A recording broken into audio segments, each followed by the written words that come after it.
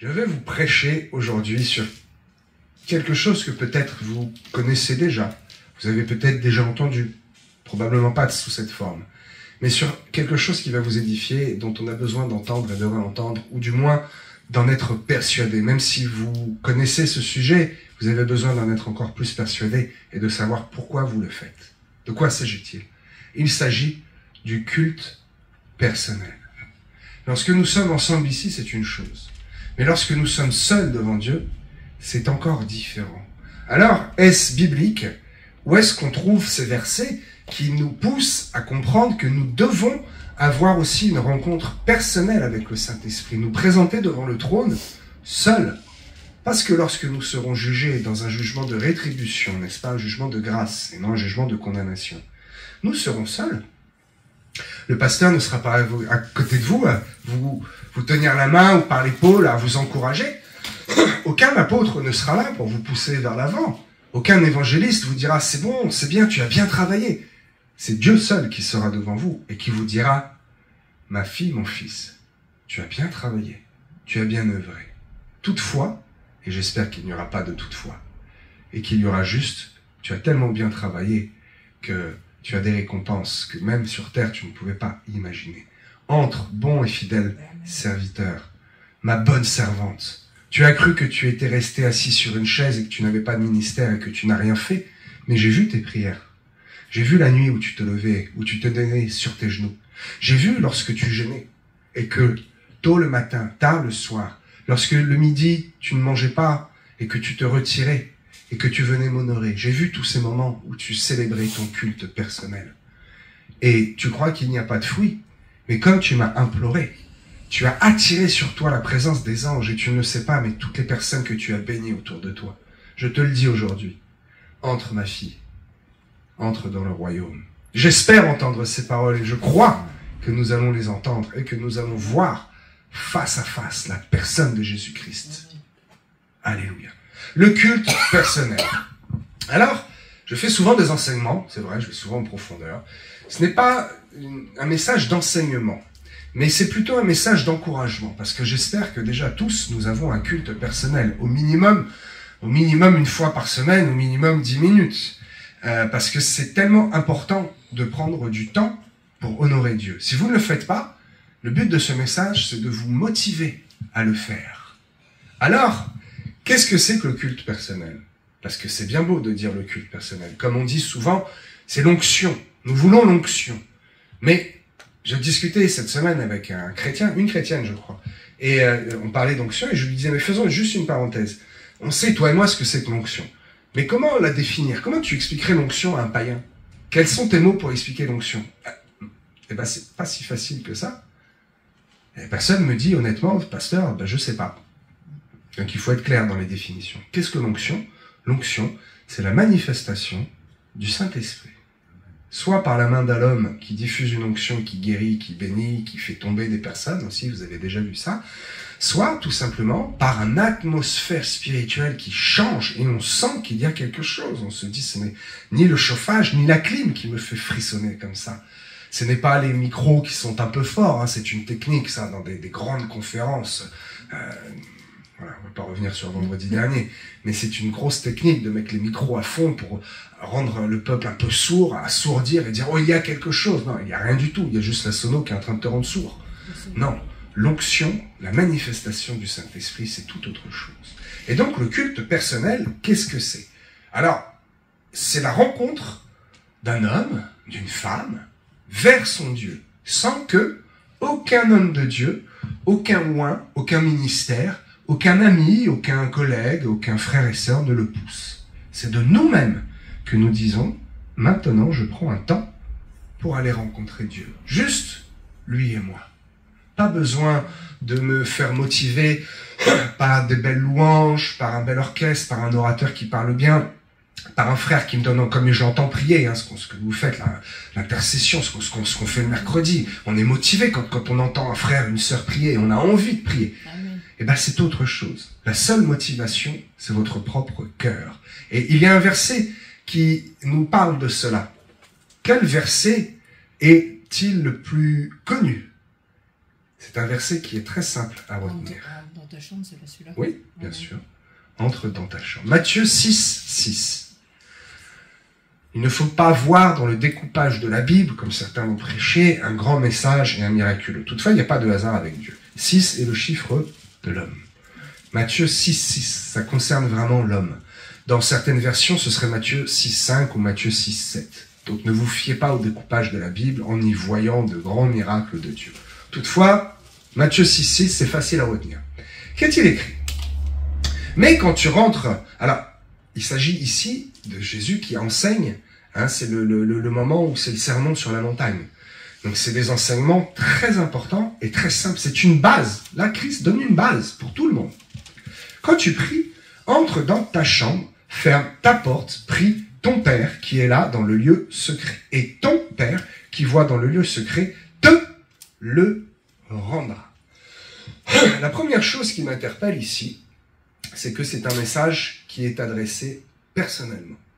Et c'est répété plusieurs fois. Alors j'ai bien été voir dans le temps, dans la conjugaison du grec, et le te, toi, ton, c'est vraiment te, toi, ton.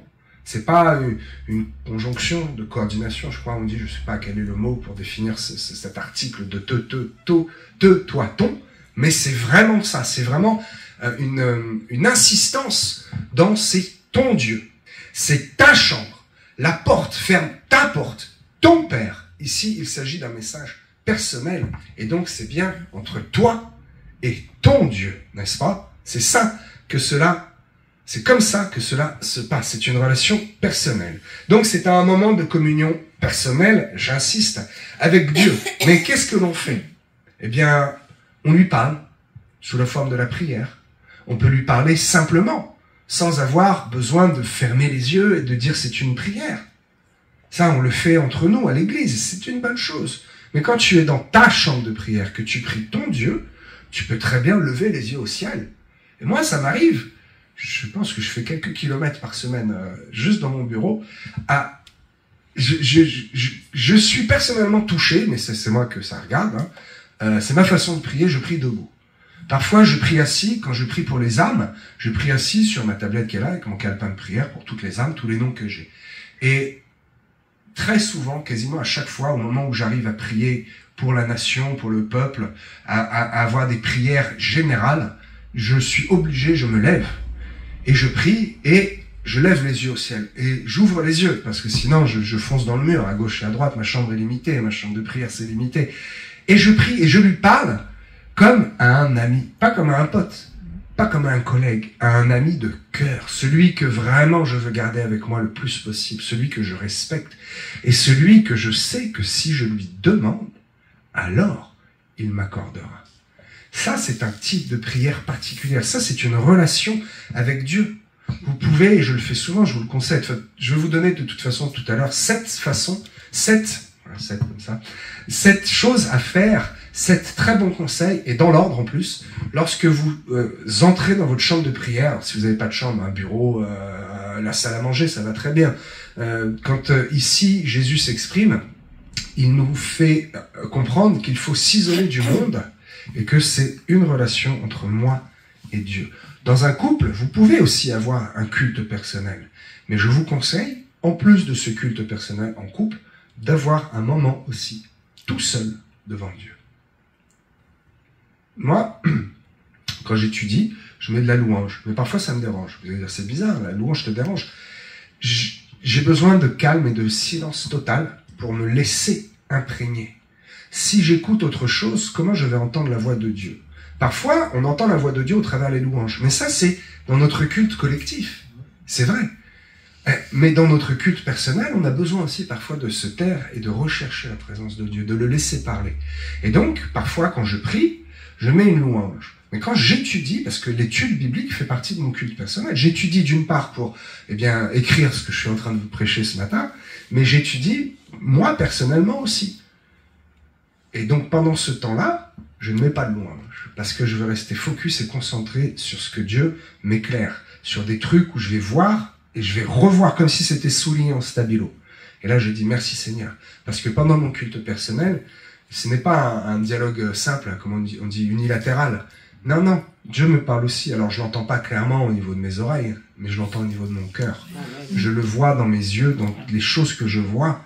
Je dis waouh. Et parfois même, j'ai besoin d'une pause. Vous savez, au bout de 20 minutes, il faut regarder à 20 mètres pendant 20 secondes. Là, je connais bien le truc parce que je passe tellement de temps sur l'ordinateur et à écrire que parfois, j'ai besoin de souffler un peu. Et merci Seigneur parce que je suis à la campagne et mon bureau est à l'étage. Et en face de moi, j'ai un champ. Alors je tourne mon siège qui tourne, comme ça, qui pivote. Tac, j'ouvre mon volet et je regarde le champ.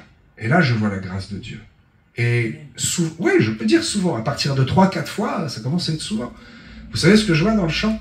Au moment où je me tourne, hein, des oiseaux, mais bien sûr, des beaux oiseaux. Bon, mais je vois des biches. En pleine journée, dans un champ qui est découvert. Hein. Au moment où je me tourne, très très très souvent, j'aperçois des biches. Et là, je me dis merci Seigneur. Parce que là, tu parles à mon cœur et c'est un réconfort. Et je vois que je suis dans le bon timing avec toi. Parce que si je m'étais pas retourné à ce moment-là, si à ce moment-là, j'étais pas en train de faire un culte personnel ou une étude, je serais passé à côté de cette chose qui est tellement belle, la création. C'est tellement beau. Alléluia. Donc, je reviens au message. Le culte te permet d'avoir une connexion. Nous, on a des cygnes et des canards. Des cygnes et des canards, c'est très beau. Ils se baladent tout seuls dans le village. Un canard. Il y en a plein. C'est beau, mais un cygne, c'est merveilleux. Il y en a un couple de blancs et blanc puis avec le noir, col. un couple. En fait, ils sont 4. La création est magnifique. Ouais. Toute création est magnifique. Ils se baladent Vraiment. partout. Il faut être capable Dans le village. de regarder, d'ouvrir. Comme on entend, mais au travers de ce qu'on entend, il faut être capable d'écouter. C'est ça la vraie écoute, c'est non pas d'entendre, mais c'est d'écouter. Ok. Qu'est-ce qui se passe? Eh bien, qu'est-ce qui se passe? Vous êtes connecté en esprit. Et pendant que vous êtes connecté en esprit, que se passe-t-il avec le corps? Naturellement, automatiquement, facilement, le corps est soumis. La chair est oubliée On a complètement. l'impression qu'on flotte. Oui. Oui. Vous savez, je vais de gauche, de droite, j'ai une grosse activité. Et quand je me lève et que je prie avec Dieu, même si, oui, vous allez dire, pasteur, t'as mal. Ben oui, pasteur, des fois, il a mal au dos. C'est normal. Je marche 10 km, je vais avoir mal aux cuisses, c'est comme ça. Et ben pendant ce temps-là, toutes ces douleurs, elles disparaissent. Comment elles disparaissent? Parce que je décide de les oublier complètement et de les mettre de côté. Parce que mon esprit n'est plus focus sur mon dos, mon genou, ma cuisse. C'est là où je regarde. Et pendant ce temps-là, automatiquement, il se passe quelque chose. Donc c'est une double bénédiction, voyez-vous. Le fait de lire la parole, le fait de parler à Dieu de face à face, de cœur à cœur, ton Dieu t'apporte, t'achant, toi et toi, toi et toi. Et ben, tout le reste s'efface et ta chair se tait. Et facilement, vraiment facilement, plus facile que quand tu jeûnes, facilement, tu fais taire ta chair. Et comme tu fais taire ta chair, l'esprit monte. Et c'est le cercle vertueux. Et c'est de plus en plus facile de se connecter à Dieu. C'est pour ça qu'il est indispensable d'avoir un culte personnel pour permettre à ta chair de se taire complètement, permettre à ton esprit qui réfléchit de dire, de comprendre que c'est comme ça que ta chair est soumise et que alors ton esprit, le Saint-Esprit dans toi, peut commencer à parler. Tu sais que nous avons le Saint-Esprit en nous. Mais, et si on ne laisse pas la parole, si on ne le laisse pas s'exprimer, il se tait. Comment le laisser s'exprimer? En lui laissant la place, en faisant taire notre chair et en allant le rencontrer. Comment? En lisant la parole, en louant, en adorant, parfois en se mettant à genoux, en prenant une sainte scène seule à la maison. C'est tellement important. C'est un temps qui est extrêmement précieux et nécessaire dans la vie de chaque chrétien. Que ce soit le chrétien qui s'est converti, qui s'est baptisé hier, ou que ce soit le pasteur qui a 60 ans de ministère, le culte personnel est indispensable. Plus qu'important, c'est là. Plus qu'important. C'est indispensable. Parce que pendant ce temps-là, en fait, vous l'avez compris, notre chair est effacée, notre esprit est avec lui, et notre chair et notre esprit reposent en lui et sur lui.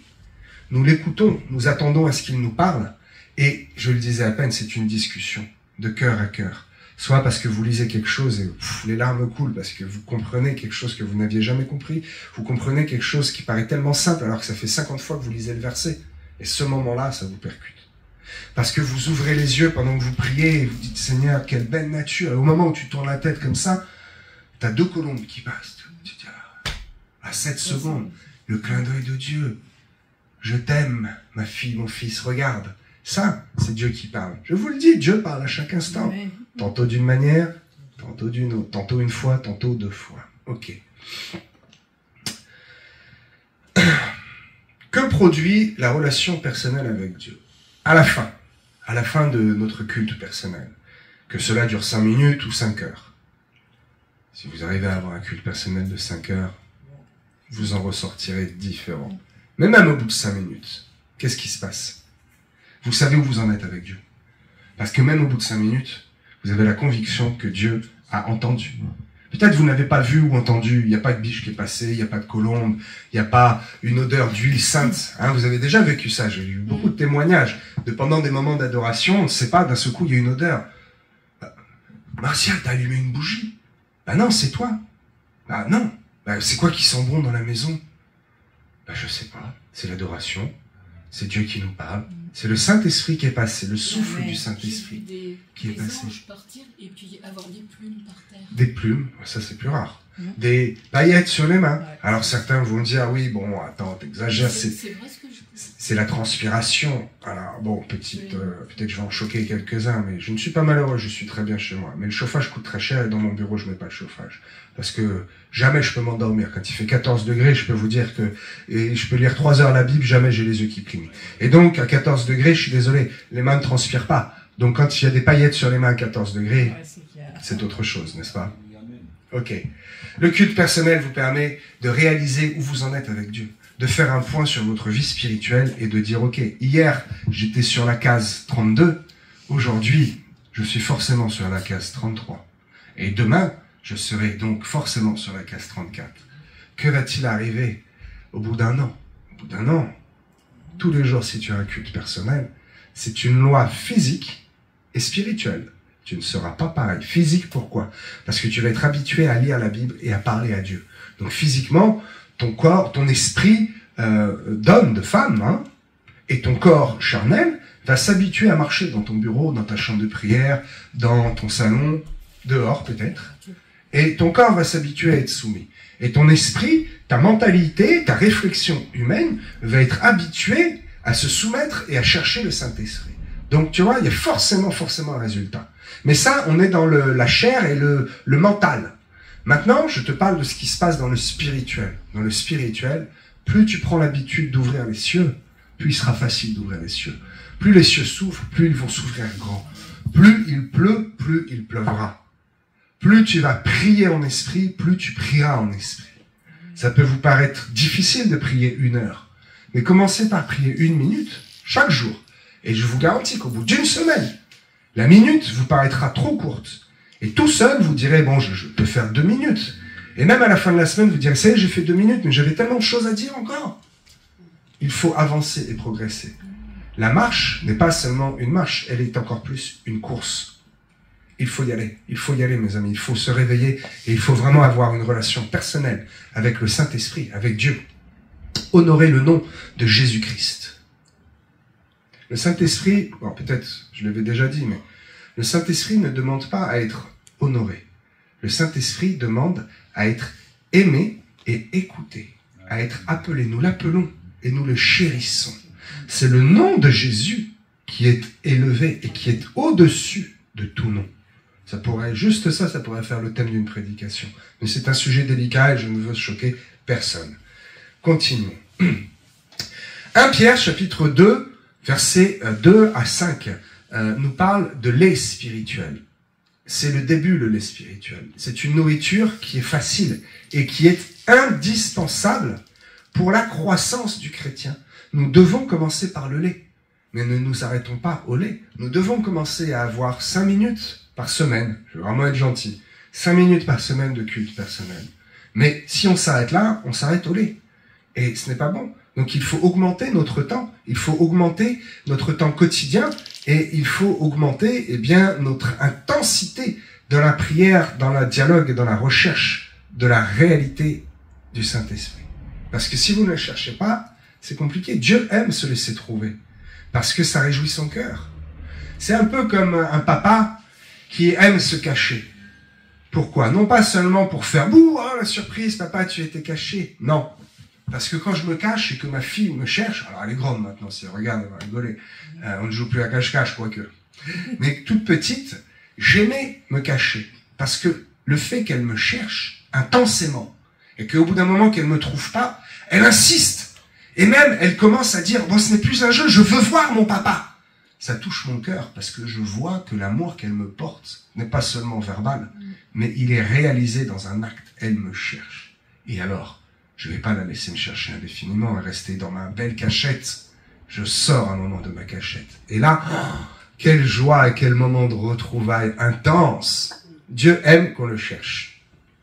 Alors j'espère et je pense que tout le monde ici est d'accord pour dire que oui, c'est biblique et c'est une nécessité doctrinale que d'avoir un culte personnel. Bon, c'est une chose d'être d'accord, c'est autre chose que de le faire.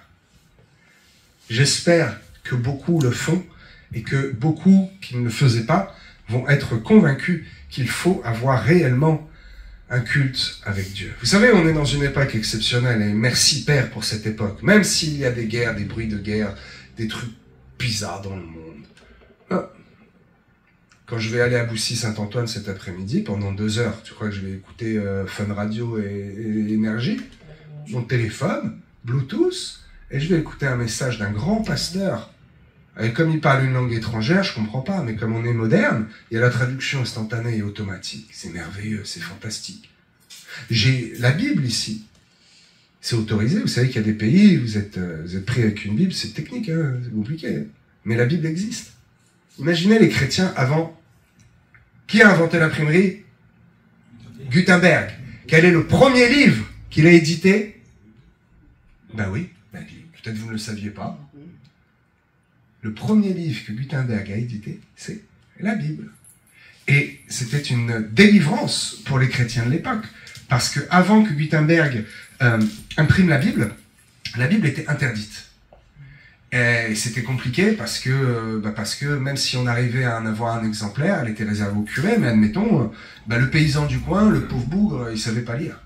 Il y avait que les curés, que les prêtres qui savaient lire.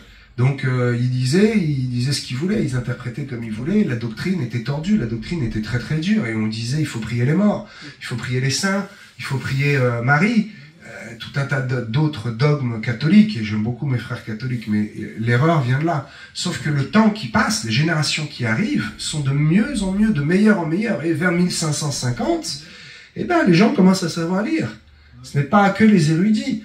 Et donc, effectivement, quand Gutenberg imprime la Bible, c'est une explosion. Parce que 90 ans après, oui, c'est ça, 90 ans après, le dogme catholique se réunit au Vatican, ils font le concile des 30, et c'est là qu'ils ressortent des écrits deutérocanoniques, qui étaient donc apocryphes, et qui rendent deutérocanoniques, et ils rajoutent 7 livres et 2 versets à la Bible que nous connaissons depuis l'an 400. N'en déplaise aux détracteurs, mais ce qui est original et originel, ce n'est pas ce qui vient après, c'est ce qui est avant. Et cette Bible que nous avons n'est pas incomplète. Quelques-uns disent, oui, mais toi tu lis une Bible incomplète qui a 66 livres, ça te fait pas peur, 66? Ben non, c'est le chiffre de l'homme, 6. C'est le 3 x 6 qui pose un problème, et le 2 x 6 ne pose pas un problème. Écrit par la main de l'homme, pour l'homme. Mais inspiré de Dieu. Donc notre Bible de 66 livres est bien réelle. Et donc, le fait de pouvoir avoir cette Bible a permis aux chrétiens d'avoir une connexion personnelle et une connaissance personnelle avec Dieu. Parce qu'avant, dans l'Ancien Testament, il fallait passer par le Cohen, le sacrificateur. Et puis après, alors pas à l'époque du premier réveil de l'Église d'Acte 2, ok, mais vers l'an 300, la religion a commencé à prendre le pas. Et les écrits étaient difficiles, le peuple ne savait pas lire, et ça a continué jusqu'en 1500 et quelques. Donc c'était difficile, mais les chrétiens avaient quand même, pour quelques-uns, un culte personnel. Mais depuis cette époque, nous avons la Bible. Nous avons le choix de pouvoir choisir librement et de nous équiper d'une Bible et de la lire. C'est un bonheur, nous sommes dans une génération formidable. Imaginez Paul, quand il était en prison, même s'il était bien traité, parce que visiblement il écrivait des lettres. C'était quand même compliqué d'avoir un moment d'intimité, de se connecter à Dieu, de lire les écrits des prophètes. C'était compliqué pour lui. Et il est certain que Paul avait un temps de prière et un temps de culte personnel avec le Saint-Esprit dans sa cellule. C'est certain, sinon il n'aurait pas été aussi bien inspiré d'écrire toutes les lettres qu'il a écrites aux différentes églises, n'est-ce pas? Alors je vous invite, mes amis, à ne pas vous trouver d'excuses de dire c'est difficile de lire, oh, j'ai mal aux yeux. Il y a des Bibles ici qui sont en super gros caractères. Époque moderne, vous prenez votre téléphone, vous faites loupe, l'application est gratuite, loupe. Vous n'arrivez pas à lire même avec la loupe, vous prenez le téléphone, vous faites lire et la parole est lue. N'ayez pas l'excuse de dire oui mais je ne comprends pas. Dieu ne nous demande pas de comprendre, c'est le Saint-Esprit qui convainc et qui nous dirige, qui nous explique la parole de Dieu. Il est écrit que c'est le Saint-Esprit qui nous instruit. Mais comment être instruit si tu n'écoutes pas l'instruction? Il faut bien lire. Ne trouvons pas d'excuses, mes amis, pour ne pas lire la parole de Dieu et pour ne pas avoir de temps à lui consacrer. Et on dit, oh, j'ai pas le temps. Ouais, on a toujours le temps. On a toujours le temps. Vous savez que si on n'a pas le temps, quelqu'un qui me dit, j'ai pas le temps. Je dis, eh bien, prends-le. Il t'appartient, le temps. Le temps t'appartient. Est-ce qu'il est à ton voisin? Est-ce qu'il est à ton patron? Est-ce qu'il est à Dieu? Oui, le temps appartient à Dieu, mais il nous l'a donné. Vous savez que le temps, Dieu nous l'a donné. Nous sommes créés dans une dimension temporelle. Pour nous, Dieu est intemporel. Les anges sont intemporels. Notre âme a été créée d'une manière intemporelle. Elle a été créée avant les fondations de ce monde. Et avant les fondations de ce monde, nous étions déjà créés. Et la première chose que Dieu a créée, c'est les cieux, le Shamaïm. Les cieux, le troisième ciel, cet endroit qui nous attend. Donc tout, spirituellement, c'était avant et c'était après déjà. Il n'y a pas de l'avant, il n'y a pas de l'après en fait. Spirituellement, le temps n'existe pas. Si le temps existe aujourd'hui, le temps, vous savez les trois trucs de temps. Le temps humain. Allez, le premier qui me le cite, il a gagné. Ouais, le chronos, du chronomètre. Le chronos en grec, c'est le temps de la façon d'une vision d'homme, charnelle, humaine. Le temps chronos, bah, Dieu nous l'a donné à nous. Il n'appartient qu'à nous de prendre ce temps.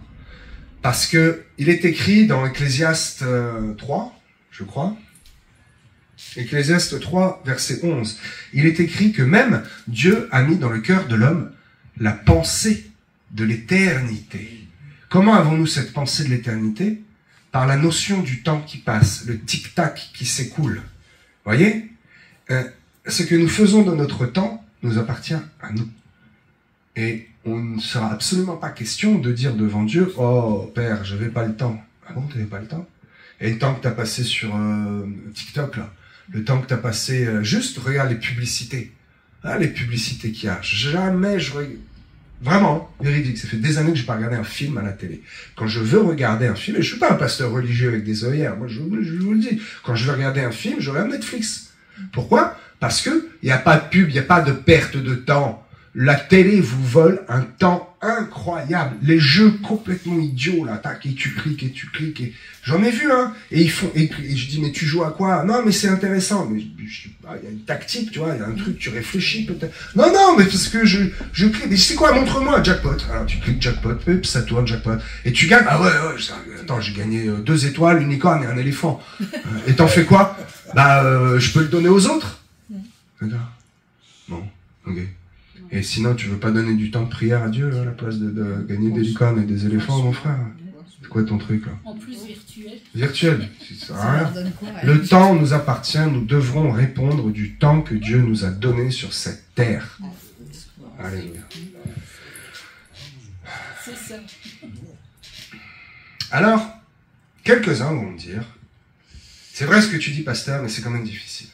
Même si j'ai du temps dans la voiture, même si j'ai du temps par-ci, par-là, je ne peux pas techniquement m'isoler tous les jours. Bien, je suis pas un pasteur avec des œillères ultra religieux, avec la badine, la houlette à taper comme ça sur les chrétiens. Pas du tout, pas du tout.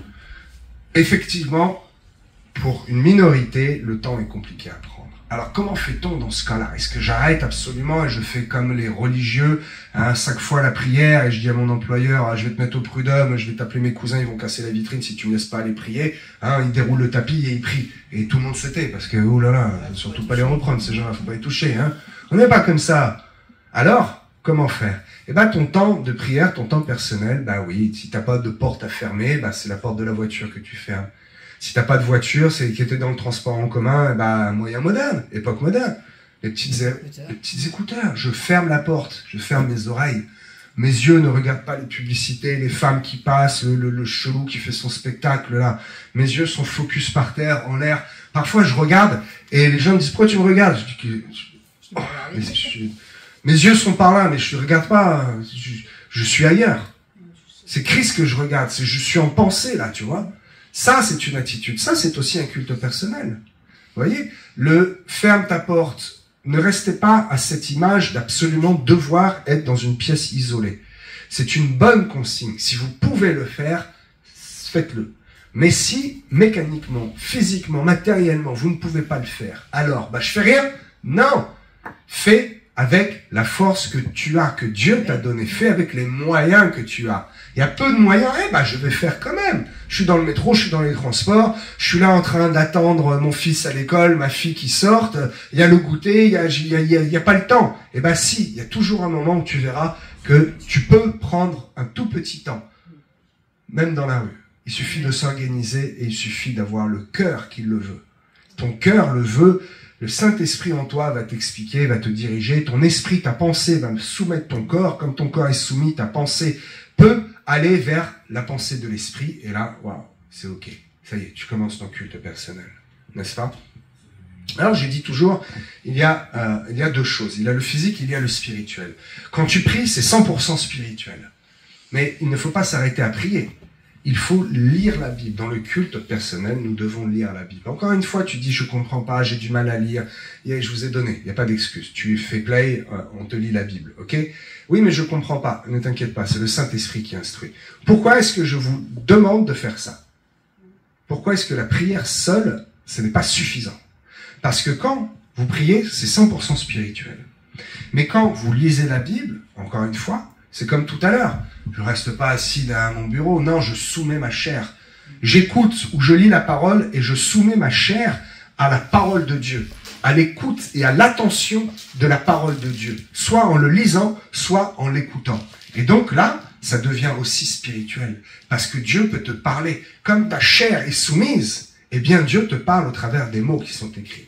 C'est tellement, tellement, tellement important, mes amis.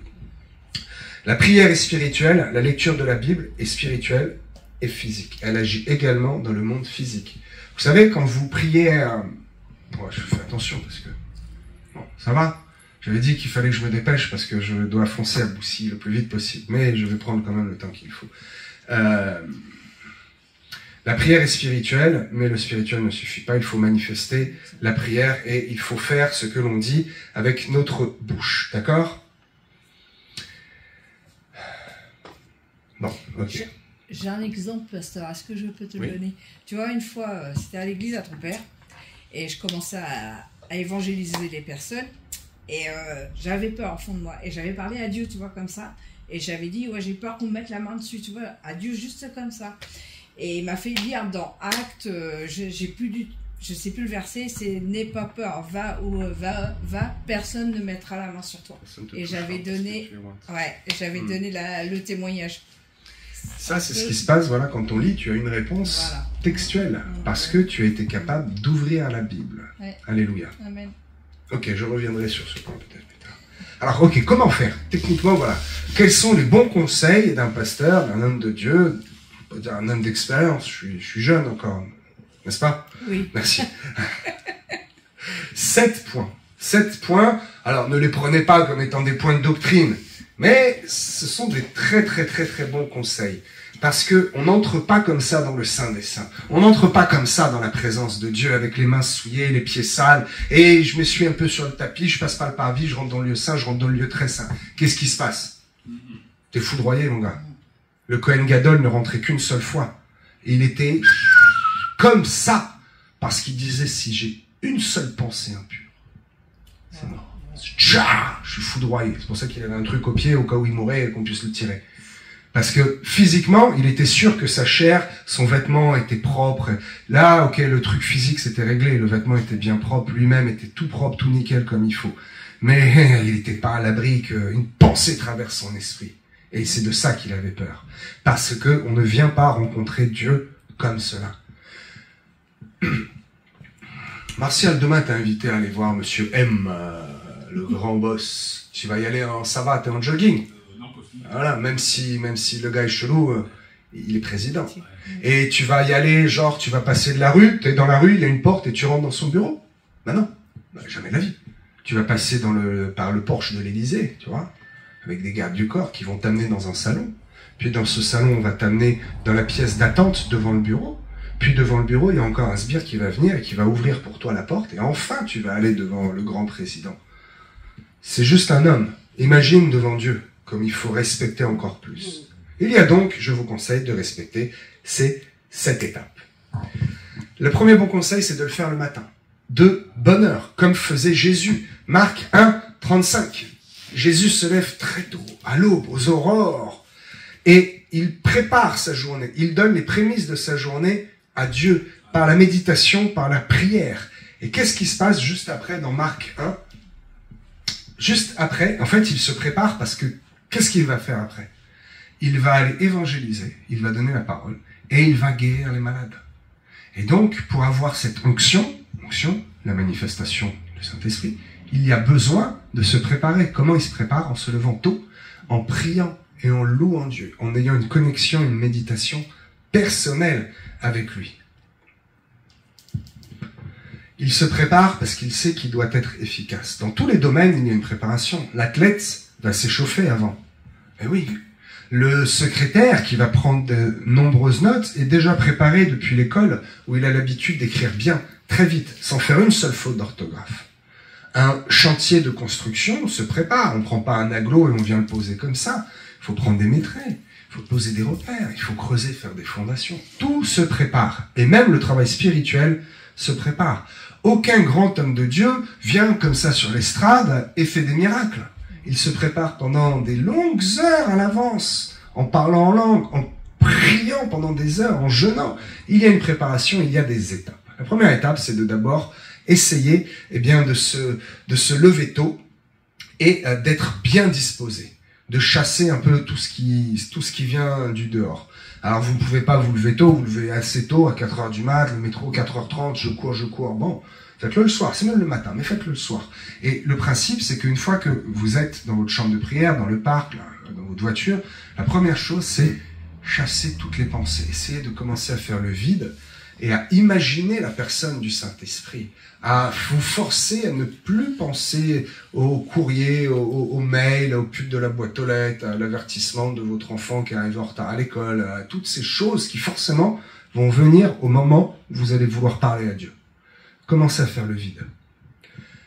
Où ça? Dans un endroit calme. Le métro, tout ça, c'est difficile, mais je le disais tout à l'heure. Vous pouvez calmer tout ça en détournant vos regards et en mettant des petits écouteurs, en vous arrangeant, selon Matthieu 6, pour fermer la porte à tout ce qui vient du dehors. Ok?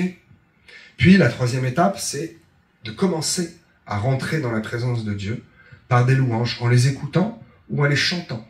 Alors, vous ne pouvez pas les écouter, vous ne pouvez pas les chanter, mais vous les chantez dans votre esprit. Alléluia, zitaramandideliasi, oh Dieu Tout-Puissant. Et ça y est, vous commencez à rentrer juste dans votre esprit. Ok? Et avant même de demander quelque chose, commencez à remercier. L'enfant qui vient, papa, je veux des bonbons. Ah, toujours tu réclames, toi? Papa, ça s'est bien passé ta journée, tu es beau aujourd'hui, tu as l'air en forme, tu sais, je t'aime. Bon, que veux-tu, mon enfant? Un paquet de bonbons, c'est possible, mais pourquoi un? Tu veux pas deux? Ah si, deux. Pourquoi deux? Papa, il peut t'offrir la boutique. Demandez et vous recevrez. N'ayez pas peur. N'allez pas demander une Ferrari ou une Porsche qui vous servirait à rien. Mais n'ayez pas peur de demander une onction particulière, une grâce, une guérison qui peut vous paraître impossible. Que les hommes vous ont dit c'est impossible. Car rien n'est impossible à Dieu. Ok. Donc, commencez par faire le vide, par être attentif à Dieu. Et commencez, à remercier.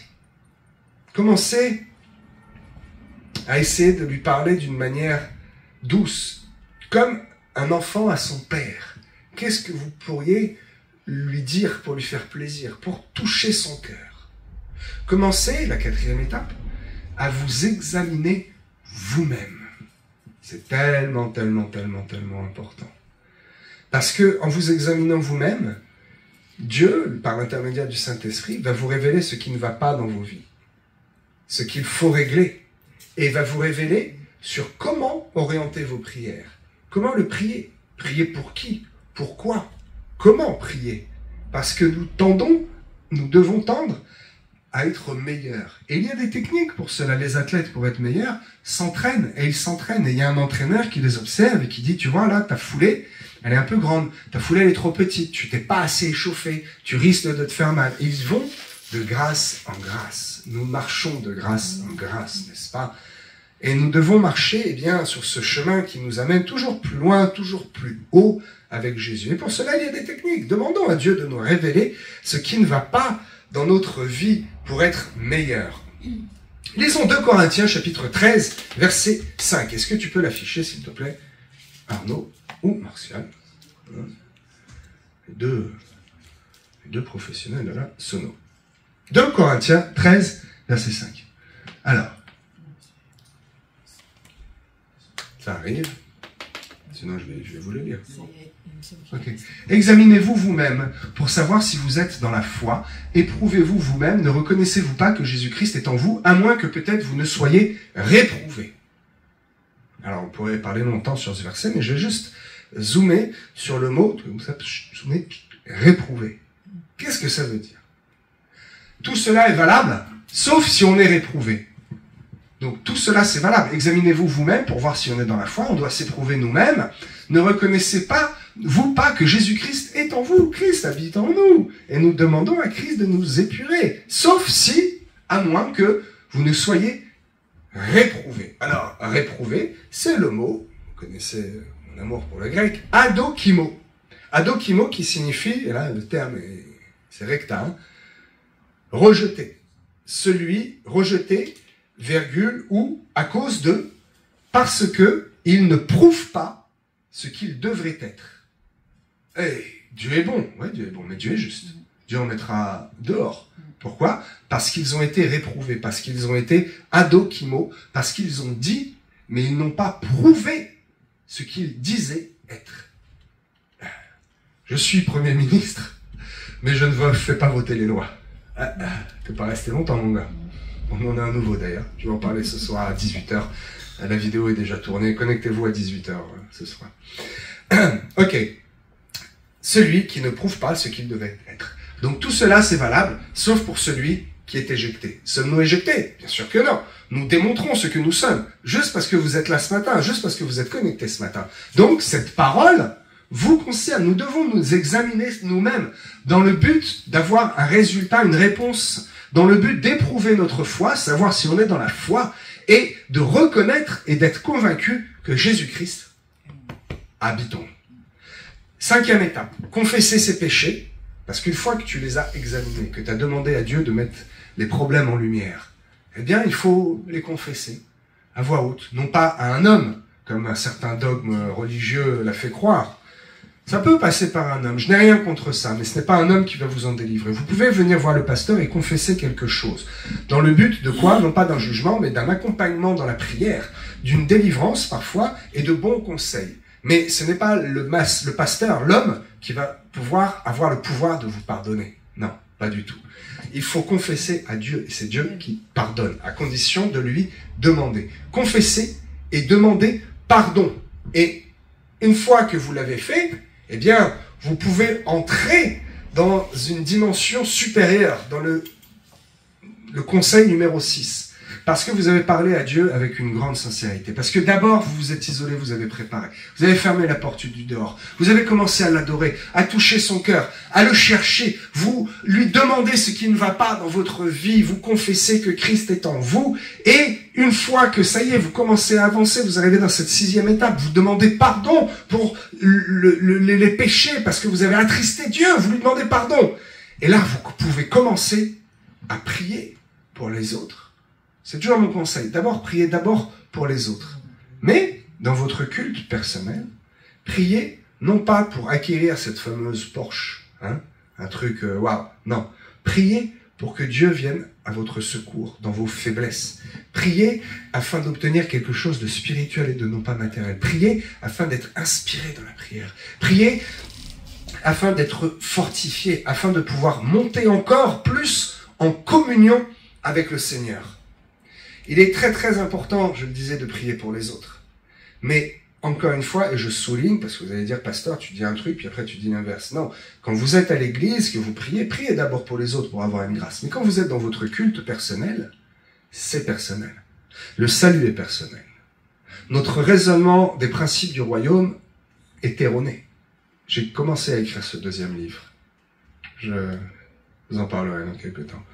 Mais les principes du royaume sont spirituels. Et les principes du royaume spirituel, c'est quand vous êtes seul devant Dieu, pensez à vous. Ce n'est pas vous qui allez pouvoir aller sauver votre voisin. Non, s'il ne le veut pas, il ne le veut pas. C'est vous-même. Donc priez pour vous, non pas pour obtenir quelque chose dans le matériel, une belle maison, tout ça. Ça, c'est secondaire. Il faut aussi prier pour avoir des gains matériels et être béni. Mais là, dans le culte personnel, mon conseil, encore une fois, c'est juste un conseil, c'est de prier pour que Dieu révèle et relève vos faiblesses, qu'il vous fortifie dans la foi et que la communion avec lui, le dialogue puisse monter crescendo, crescendo, crescendo. N'ayez pas de limite à prier pour vous-même, à dire « Père, touche-moi, ouvre mon esprit, viens m'élever, je veux t'entendre, inspire-moi, fais-moi parler plus encore en langue. » Laissez-vous inspirer. Et là, vous voyez, vous êtes déjà à la 6e étape et le culte, en fait, le culte est déjà commencé, votre culte personnel est déjà commencé à partir du moment où vous vous êtes isolé. Vous avez fermé la porte, vous avez éteint la télé, vous avez ouvert la Bible, vous avez mis les oreillettes, le culte est déjà commencé. Mais il y a des étapes. Et à cette 6e étape, vous en êtes où? Vous êtes sur le point d'entrer dans le bureau. Monsieur M. Ok? La 7e étape, c'est que ça y est, c'est spirituel. Les bases spirituelles sont posées. Maintenant, vous allez affermir dans le physique ce que vous avez préparé dans le spirituel. Méditez la Bible. Il est temps, un moment, dans cette 7e étape, de lire la Bible. Parce qu'à ce moment-là, votre esprit ne divague plus. Votre esprit est soumis. Revoyez le message, revoyez ces 6 étapes et vous allez dire, mais oui, c'est vrai, toutes ces étapes nous permettent de soumettre notre chair depuis le début, en fait, où la chair est déjà soumise. Mais de vraiment soumettre notre esprit et d'orienter notre pensée vers la pensée de Dieu. Et là, au moment où vous lisez la Bible, vous pouvez vous attendre à avoir une compréhension Réma et non plus seulement Logos. Est-ce qu'on peut afficher Josué, chapitre 1, verset 8? Et je vais vous expliquer, réexpliquer, si vous avez oublié, la différence entre le Logos et le Réma. Ok, Josué 1, 8. Oui, voilà. Que ce livre ne s'éloigne point de ta bouche. Médite-le jour et nuit. Jour, tôt le matin. Nuit, avant de te coucher. Médite-le jour et nuit. Pourquoi? Pour agir fidèlement selon tout ce qui est écrit. C'est-à-dire qu'en le méditant, tu seras dans la parole et tu feras naturellement ce qui est écrit de faire. Les commandements nous sont gravés dans notre cœur, mais comment les faire réapparaître et en être convaincu? Eh bien, en méditant la parole. C'est alors, oh, il y a une promesse là. C'est pas écrit peut-être, si, dans l'éventualité, au cas où. C'est alors que tu auras du succès dans tes entreprises. C'est alors que tu réussiras. On rembobine. Ça, c'est la finalité. Comment réussir, comment avoir du succès dans son entreprise? En lisant la parole. Mais en la lisant comment? D'une manière Réma et non Logos. Comment la lire d'une manière Réma? 6, priez pour soi-même. 5, 4, 3, 2, 1, et vous revenez au moment où vous fermez la porte. Matthieu 6. Et voilà la promesse qui arrive une fois que vous avez terminé votre culte personnel. Logos, c'est la révélation dans la compréhension humaine dans les écrits. Ok? Réma, c'est la compréhension spirituelle dans ce que le Saint-Esprit vous révèle. Il y a d'abord une compréhension de ce qui est écrit. Hein. Voilà, on a été à l'école, on sait lire, on sait ce que les mots veulent dire. Mais ce qui nous importe et ce qui nous touche, c'est la révélation Réma. Comment l'avoir? Je viens de vous donner 7 étapes pour arriver jusqu'à cette révélation Réma. Dernier conseil, pour que cela porte du fruit et que vous soyez édifiés. Comment, si vous ne laissez aucune trace, une fois que vous êtes arrivé plus loin dans l'escalier, vous vous souvenez, bon, vous voyez les marches, mais finalement, vous ne vous souvenez pas ce qui a été dur, ce qui a été facile. L'humain est humain. On oublie des choses. C'est normal. Eh bien, écrivez. Je vous conseille de tenir un journal où vous notez vos expériences particulières. Bon, alors, quand vous êtes habitué à jeûner, les jeûnes d'un jour, bon, vous les inscrivez plus, quoique. Mais peut-être vous allez arriver pour la première fois sur un jeûne de 3 jours, et vous allez dire, mais en fait, c'était facile. Le ventre a un petit peu gargouillé, mais finalement, et même, ça m'est arrivé, au moment de prendre le premier repas, après avoir rompu le jeûne par la Sainte Seine, je me dis finalement, je pourrais même sauter encore ce repas, parce que juste le petit truc de Sainte Seine que j'ai pris, ça m'a nourri plus que physiquement. Et je pourrais continuer. Mais la sagesse me dit, je me suis engagé sur 3 jours, je dois travailler, je dois conduire, je dois faire mes activités, donc je vais me nourrir à nouveau. Voilà. Et ça, si vous ne l'écrivez pas, ça va être difficile de s'en souvenir 5 ans après. Donc, il faut garder des notes de vos moments passés avec Dieu. Ça vous permettra de voir l'avancement, de voir le progrès et de constater que il y a un résultat dans votre fidélité à Dieu, que vous n'êtes pas fidèle pour rien et que depuis le temps, vous avez commencé il y a 2 ans à prier 1 minute par jour. Et cela vous fait rire gentiment aujourd'hui parce que vous dites, s'il y a 2 ans, au moment où j'ai commencé à prier 1 minute par jour, on m'aurait dit, fils, dans 2 ans, tu vas prier 1 heure par jour. J'aurais dit, mais non, mais attends. Et aujourd'hui, je le constate. Quel progrès. Mais alors, si aujourd'hui, je prie 1 heure par jour, qu'il y a 2 ans, je priais 1 minute, qu'est-ce que ce sera dans 2 ans? S'il y a 2 ans, je priais pour la guérison du rhume de ma fille et que ma fille était guérie, qu'aujourd'hui, je prie parce qu'elle est tombée dans l'escalier et qu'il y a un bleu et qu'elle a une douleur, et qu'après la prière, alors je dis, oh, ma foi est attaquée parce que le bleu est encore là. Mais papa, j'ai plus mal. Allez, les sauts de cabri. Tu dis, bah, attends, c'est quoi ce truc? Le bleu est là, t'as plus mal, tu fais du cinéma, tu me fais plaisir. Non, non, non. Qu'est-ce qui va se passer dans 2 ans quand je prierai pour celui, mon voisin qui a la jambe cassée? Peut-être que l'os va se reformer. Peut-être, peut-être. Qu'il soit fait selon votre foi. N'est-ce pas? Donc, ce sont, voilà, quelques conseils bibliques qui vont vous permettre de préparer votre moment d'intimité avec Dieu, qui vont vous permettre d'aller encore plus loin et d'avoir des résultats. Il faut y aller, il ne faut pas rester endormi. Vous savez, Martin Luther a fait une grande déclaration. Je vais clôturer là-dessus. Il a dit, « Veillons à ne pas nous laisser détourner de la prière sous prétexte que telle ou telle tâche est plus urgente, ce qu'elle n'est pas en réalité. Rien n'est plus urgent que la prière. Tu te dis, je dois conduire mon enfant aux urgences, c'est plus urgent. Peut-être que si tu pries, il n'y aura même pas besoin d'aller aux urgences. Et ainsi, à devenir négligent, paresseux, insensible et soucieux. Négligent. Puis comme tu es négligent, tu deviens paresseux. Puis comme tu es paresseux, plus rien vraiment te touche, tu te fiches un peu de tout. Et donc ça, au bout d'un moment, ça va te rendre soucieux. Le diable, lui, rôde autour de nous. Le diable n'est ni négligent, ni paresseux. Les satanistes ont très souvent des cultes personnels avec Satan. Eux ne sont pas négligents, eux ne sont pas paresseux, eux ne se tirent pas dans les pattes les uns des autres. Et eux, si le pasteur satanique, parce que ça existe, leur dit « Hey, il n'y a pas de choix, cette nuit tu fais nuit blanche et tu pries avec du sang. Et demain matin, je viendrai te contrôler. Et si t'as pas fait, t'es radié. » Et ils vont dire, oui, bien sûr, d'accord, je suis un soldat. Allez dire à un chrétien, c'est pas bien, t'as dormi ce matin. Ah, bah si c'est ça, je viens pas la semaine prochaine. Écoute, hein, c'est entre toi et Dieu, mon copain. Qu'est-ce que tu veux que je te dise? Soyons des hommes faits, des femmes faits à la stature de Christ. Ephésiens 4, 13, juste après les 5 ministères d'Ephésiens 4, 11. Parce que nous ne devons pas nous laisser emporter à tout vent de doctrine. Ce que je vous ai expliqué vendredi dernier. Si je n'avais pas eu un culte personnel, une formation également aussi, bien sûr, je remercie mon père spirituel, l'apôtre Vandini. Mais si je n'avais pas eu cette vision des choses et ce discernement, je me serais fait avoir. J'aurais perdu du temps et peut-être j'aurais pris quelques malédictions même. Non, parce que, comme j'ai un culte personnel, à ce moment où il fallait sortir de la salle, Dieu m'a parlé. Et j'étais convaincu.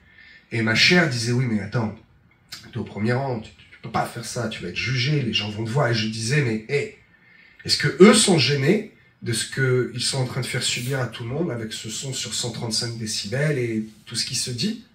Je ne vais pas perdre une seconde de plus ici. Je m'en vais. Et J'ai frotté la poussière de mes pieds, je suis Amen. parti dignement. Alléluia. Ok. Le culte ici est indispensable. Le culte personnel est indispensable. Vous voyez? Allez, je vais finir sur un truc que j'aime bien, là, les images. Vous donner des images. Je vais prêcher sur la bodega, l'église est un bateau. L'église est un bateau où nous sommes tous réunis, où nous flottons sur les eaux de ce monde. Allez voir la signification de la mer dans le livre. Christ est celui qui tient la barre, n'est-ce pas? Le Saint-Esprit souffle dans les voiles. Mais parfois, il y a de la tempête. Et quand il y a une tempête, il faut que le bateau, que l'église s'accroche au port. Elle est accrochée comment? Christ. Par une chaîne. La chaîne qui nous attache. Donc Christ est au contrôle. Ah. Ok? Le bateau, c'est l'église, les chrétiens sont dans l'église, le Saint-Esprit souffle dans les voiles. Parfois, il y a une tempête. Et quand il y a une tempête, Christ est quand même au contrôle. Mais le bateau chavire. Il ne faut pas qu'il s'éloigne du port. Restez dans cette image. Et donc, il y a quelque chose qui attache le bateau. Ah, il y a des cordages, mais les cordages cèdent. Il y a une chaîne. Il y a un lien qui est la parole de Dieu. J'en viens à une généralité. Et au bout de cette chaîne, il y a quoi? Il y a une ancre. Il y a une encre. Cette encre, c'est votre culte personnel.